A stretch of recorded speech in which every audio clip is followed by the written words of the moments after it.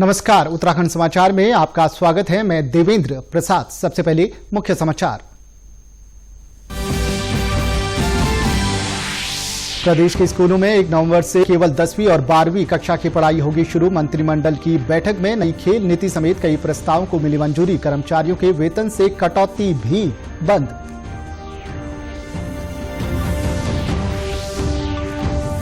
देहरादून के झाझरा में 17 अक्टूबर से आम लोगों के लिए खुल जाएगा आनंद वन। मुख्यमंत्री ने हाल ही में किया था उद्घाटन। मूर्तियों के जरिए मिलेगी वन्यजीवों के बारे में जानकारी।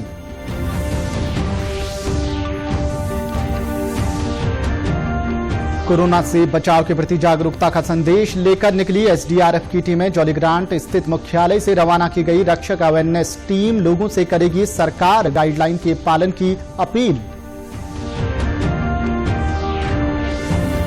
और देवप्रयाग ब्लॉक के पंचूर गांव की महिलाएं एलईडी बल्ब बनाकर अपनी आर्थिकी कर रही हैं मजबूत। राष्ट्रीय और ग्रामीण आजीविका मिशन के अंतर्गत बनाए गए हैं महिलाओं के 8 समूह। अब खबरें विस्तार से। प्रदेश सरकार ने बोर्ड परीक्षाओं के मद्देनजर सिर्फ 2 कक्षाओं के लिए 1 नवंबर से स्कूल खोलने का निर्णय लिया है। पहले चरण में सरकारी और निजी स्कूलों में केवल 10वीं और 12वीं कक्षाएं ही संचालित की जाएंगी। इसके लिए कोविड-19 संबंधी गाइडलाइन का पूरी तरह पालन करना अनिवार्य होगा। डिग्री कॉलेज और टेक्निकल कॉलेज समेत बाकी के बारे में फैसला बाद में लिया जाएगा। मुख्यमंत्री त्रिवेंद्र सिंह रावत की अध्यक्षता में आज हुई मंत्रिमंडल की बैठक में लंबी चर्चा के बाद स्कूलों के बारे में फैसला लिया गया कि अपने राज्य में जो हमारे स्कूल हैं उनको खोलने के बारे में आज काफी विस्तृत चर्चा हुई और निर्णय लिया गया कि आने वाली 1 नवंबर से केवल 2 क्लासें 10th और 12th सोशल डिस्टेंसिंग जो एसओपी जारी हुई है उसका सख्त से पालन कराते हुए और वो 2 क्लास खोलने की अनुमति प्रदान की गई है। बाकी का निर्णय बाद में लिया जाएगा। Degree college, technical college, medical college इत्यादि का निर्णय बाद में लिया। मंत्रिमंडल की बैठक में चर्चा के लिए 18 प्रस्ताव रखे गए, जिनमें से 17 को मंजूरी दे दी गई। राजकीय सहायता प्राप्त महाविद्यालयों को अनुदान देने के संबंध में चर्चा के बाद मुख्य सचिव की अध्यक्षता में कमेटी बनाई गई। मंत्रिमंडल ने हिमालय गढ़वाल विश्वविद्यालय का नाम बदलकर अटल बिहारी वाजपेयी हिमालयन गढ़वाल विश्वविद्यालय करने के प्रस्ताव को मंजूरी दी है।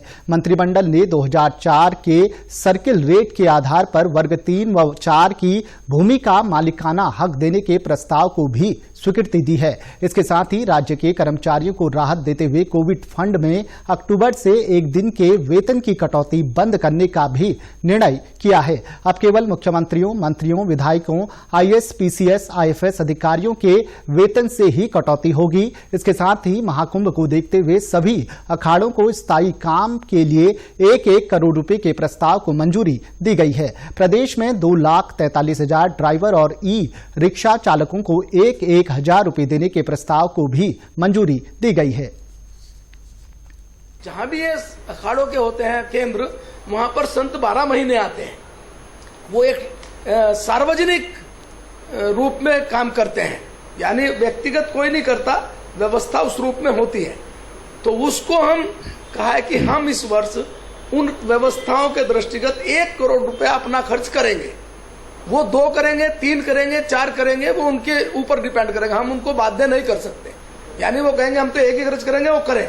हम 1 करोड़ तक के काम की गारंटी अपनी टेक्निकल टीम के द्वारा लेंगे। इतना काम लोग हैं जो ड्राइवर हैं, ई रिक्शा हैं या इस प्रकार के पर्यटन व्यवसाय से जुड़े हुए लोग हैं, उनकी संख्या निकलवाई थी और उनको 1,000 रुपए देने का निर्णय लिया गया था। आज निर्णय लिया गया कि 1,000 रुपए और देंगे।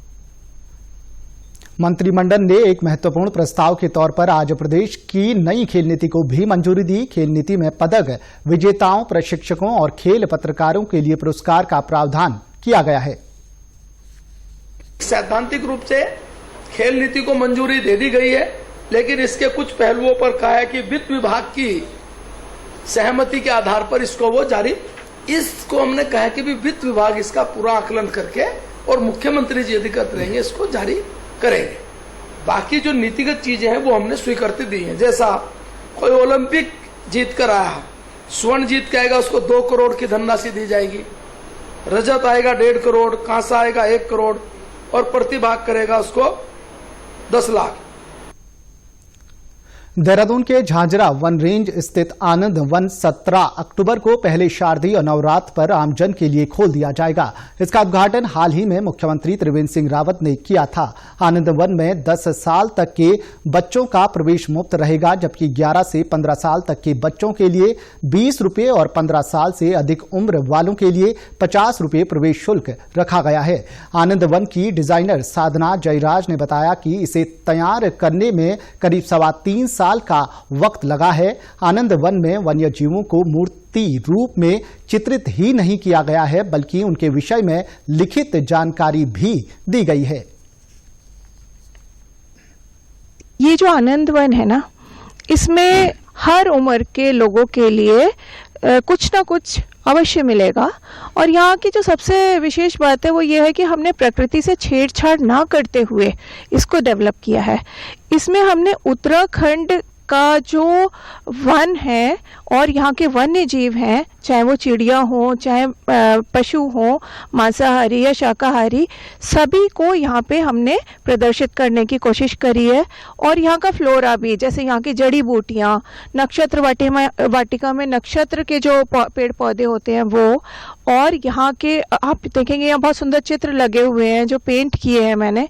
और वो चिड़िया है उत्तराखंड में पाई जाने वाली, और वो सिर्फ चित्र नहीं लगाए हैं या सिर्फ मॉडल नहीं लगाए हैं हमने पशुओं के, हमने उनके बारे में जानकारी भी दी है। कोरोना वायरस के संक्रमण का खतरा कम जरूर हुआ है, लेकिन पूरी तरह से अभी खत्म नहीं हुआ है। इस कारण कोरोना से बचाव के लिए अभी भी लोगों को सतर्क रहने की जरूरत है।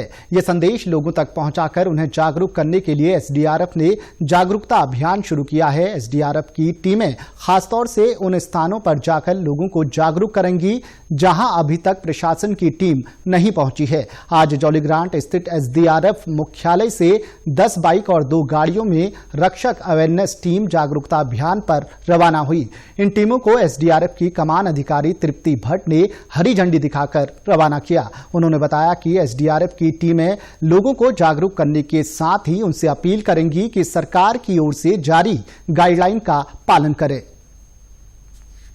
के द्वारा लगातार जो कोविड संबंधी प्रशिक्षण और जन जागरूकता है, उसके लिए मिशन जागृति के अंतर्गत भी हम लोग लगातार ट्रेनिंग करवा रहे हैं और जनरल अवेयरनेस भी करवा रहे हैं, जिसमें अभी तक हम लोगों ने करीब 70,000 लोगों को ट्रेनिंग और अवेयरनेस करवा दी है।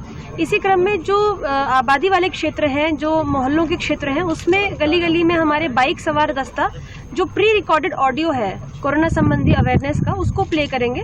और इसको हमने एक रक्षक दल का नाम दिया है, जो हमारी मिशन जागृति के अंतर्गत ही ट्रेनिंग और अवेयरनेस के लिए काम कर रहे हैं। इसमें हमारी 4 चौपहिया और 2 पहिया वाहनों की एक संयुक्त टीम है। और जैसे कि देखा जा रहा है कि कोरोना बीमारी जो है कम तो हो चुकी है, पर इसका संक्रमण अभी भी जारी है। इसलिए जो है हमें जिस टास्क को पूरा करने के लिए भेजा जा रहा है, लोगों को जागरूक करने के लिए, मुझे यकीन है कि हम इस मकसद में कामयाब होंगे। कोरोना संक्रमण के मामलों में भले ही कुछ कमी आ रही हो, मगर अभी इसका खतरा पूरी तरह टला नहीं है। इसलिए जागरूकता ही इससे बचाव का एकमात्र साधन है। पुलिस महानिरीक्षक हेडक्वार्टर पुष्पक ज्योति ने लोगों को कोरोना से बचाव के प्रति जागरूक किया है। उन्होंने कहा कि कोरोना से बचाव के लिए केंद्र सरकार की ओर से जारी गाइडलाइन का प्रयोग करें, मास्क अवश्य लगाएं और फिजिकल डिस्टेंसिंग का पालन करने के साथ ही हाथ धोएं।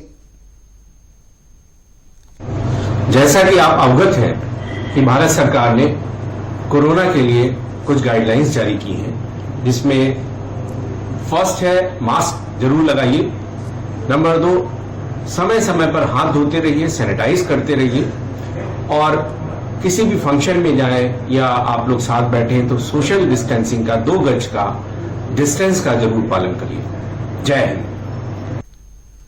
अल्मोड़ा के जिला आयुर्वेदिक एवं यूनानी अधिकारी कार्यालय में कोविड-19 आयुष हेल्प डेस्क आरंभ की गई है। केंद्र सरकार के आयुष मंत्रालय की सहायता से शुरू की गई हेल्प डेस्क के माध्यम से अभी पोस्ट कोविड व कोविड से बचाव के लिए लोगों से ऑनलाइन फीडबैक लिया जा रहा है। पोस्ट कोविड यानी कोरोना से ठीक हो चुके लोगों से भी हेल्प डेस्क के माध्यम से सीधा संवाद किया जाएगा। साथ ही उनकी समस्याओं का निदान भी किया जाएगा। जिला आयुर्वेदिक एवं यूनानी अधिकारी डॉक्टर के.एस. नपलचियाल ने बताया कि हेल्प डेस्क पर प्राप्त होने वाला फीडबैक शासन को भेजा जाएगा। आयुष कोविड-19 हेल्प डेस्क की स्थापना की है। हमारा मेन मकसद है शासन के निर्देशों का पालन करना। इस निर्देशों के पालन के क्रम में जितने भी हमारे पॉजिटिव कोविड पेशेंट हैं उनको जो नंबर हमें शासन से प्राप्त होता है उस नंबरों में उनसे वार्ता की जाती है। हमारे नोडल द्वारा, हमारे सहायक स्टाफ द्वारा उनसे वार्ता की जाती है। वहीं विभाग में तैनात फार्मासिस्ट ने बताया कि कोविड पॉजिटिव की ऑनलाइन लिस्ट बनाई जा रही है। आयुष विभाग उन तक कोविड रक्षा किट भी पहुंचाएगा। अभी गवर्नमेंट के द्वारा जो आगे पोस्ट आयुष किट जो वितरण किया जाना है उसमें उसके थ्रू उनकी जो इम्यूनिटी है वो किस तरह से बूस्ट होगी, किस तरह से उनकी रोग प्रतिरोधक क्षमता को बढ़ाने में वो औषधियां उनकी हेल्प करेंगी, उससे जुड़ी जो भी जानकारी है हम लोगों तक पहुंचा रहे हैं। मसूरी स्थित लाल बहादुर शास्त्री राष्ट्रीय प्रशासन अकादमी में प्रशिक्षु अधिकारियों का 95वां कॉमन फाउंडेशन कोर्स आरंभ हो गया है। 12 अक्टूबर से आरंभ हुए इस कोर्स का आज विधिवत उद्घाटन किया गया। कोर्स में 400 से अधिक प्रशिक्षु अधिकारी भाग ले रहे हैं। कोरोना संक्रमण से बचाव के लिए इस बार कोर्स में भाग लेने वाले सभी प्रशिक्षुओं के लिए सरकार की गाइडलाइन का पालन अनिवार्य किया गया है। इसके साथ ही सभी के लिए कोविड की निगेटिव टेस्ट रिपोर्ट भी जरूरी की गई है। जिन प्रशिक्षुओं की रिपोर्ट पॉजिटिव है वे फिलहाल कोर्स में ऑनलाइन ही भाग ले पा रहे हैं। अभी हमारे यहाँ लगभग 400 से ऊपर ऑफिसर ट्रेनीज जो कॉमन फाउंडेशन कोर्स है, 95th कॉमन फाउंडेशन कोर्स, उन्होंने रिपोर्ट किया है और ये 12 तारीख से चालू हुआ, जिसका इनॉग्रेशन आज से ही चालू हुआ है 14 तारीख से। इनको आते बराबर सभी कोविड रिलेटेड इंस्ट्रक्शन दी गई है। आने के पहले ही उन्होंने अपना कोविड टेस्ट करा के लाया है, जो कि उत्तराखंड सरकार के कोविड गाइडलाइंस के मुताबिक है। तो जो भी कोविड नेगेटिव ऑफिसर ट्रेनीज है उनको यहाँ बुलाया गया है। जो कोविड पॉजिटिव ऑफिसर ट्रेनीज निकले हैं वो ऑनलाइन दिल्ली या उनके डेस्टिनेशन से ज्वाइन कर रहे हैं जहां पे भी वो है। टिहरी जिले के देवप्रयाग ब्लॉक स्थित ग्राम पंचायत पंचूर में राष्ट्रीय ग्रामीण आजीविका मिशन के अंतर्गत महिलाओं के 8 समूह बनाए गए हैं जो एलईडी बल्ब का निर्माण कर रहे हैं। बल्ब निर्माण के लिए कच्चा माल दिल्ली से मंगाया जा रहा है। समूह पंचूर गांव के पंचायत घर में इस कार्य को कर रहे हैं, जिसका उद्घाटन देवप्रयाग की खंड विकास अधिकारी सोनम गुप्ता ने किया। उनका कहना है कि महिलाओं को स्वावलंबी और आर्थिक रूप से मजबूत बनाने के लिए इस तरह के छोटे छोटे उद्योगों का होना जरूरी है। वहीं ग्राम पंचायत पंचूर की प्रधान कुसुमलता तिवाड़ी ने बताया कि महिलाओं की आजीविका में बदलाव लाने को इस तरह की योजनाएं जरूरी हैं। आज लॉकडाउन में रॉ मटेरियल उपलब्ध न होने के कारण इनका रॉ मटेरियल अब आया है, जिससे इन्होंने 500 बल्ब का निर्माण किया है, जिसमें 400 बल्ब हमारे लगभग 7 वाट और 9 वाट के हैं और 100 बल्ब AC/DC के हैं। इसकी देखते हुए हम इसकी सफलता को देखते हुए इसको आगे बढ़ाने की कोशिश कर रहे हैं। दिवाली के दौरान जो हमारी लाइट्स वगैरह ये सब लड़ियाँ वगैरह निर्माण का भी हमने इनको लक्ष्य अभी दिया है। तो इसी तरह से हम महिलाओं को आत्मनिर्भर बनाने के लिए ये पहल यहाँ की है। तो शुरुआत है, तब आगे देखेंगे जैसे जैसे हम काम करेंगे। हमें बहुत जिज्ञासा है कि हम अच्छा काम करेंगे, अच्छा अपना मार्केट बनाएंगे। वहीं एलईडी बल्ब निर्माण में जुटी महिलाओं का कहना है कि वे अपने घरेलू कार्य से करीब 3 घंटे का समय निकालकर बल्ब निर्माण का कार्य करती हैं। कि उनके प्रशिक्षण से उन्होंने हमें छोटी छोटी बातें बताई, सिखाई, जिससे हम आज बल्ब बनाने में सक्षम हैं। और हमने एलईडी बल्ब बना भी दिए, चार्जिंग वाले 7 वाट 9 वाट और चार्जिंग बल्ब हमने यहाँ पे तैयार कर दिए हैं। मेन उद्देश्य इसका ये है कि हम अपने घर से बाहर निकल सकें। हम इसमें अपना पूरा समय नहीं देते, दिन में 3 घंटे ये काम करते हैं और इसके साथ साथ अपने घरेलू कार्य भी करते हैं। उत्तराखंड की खबरों के लिए आप हमसे सोशल मीडिया पर भी जुड़ सकते हैं। हमारा ट्विटर हैंडल है DD News_देहरादून। हमारा फेसबुक पेज है DD News उत्तराखंड और हमारे YouTube channel DD News Uttarakhand को भी सब्सक्राइब करें। कोरोना संक्रमण से बचने के लिए मास्क का अनिवार्य रूप से और सही ढंग से प्रयोग करें, साथ ही सामाजिक दूरी का पालन करें और याद रखें, कोरोना को हराना है, मास्क जरूर लगाना है। नमस्कार।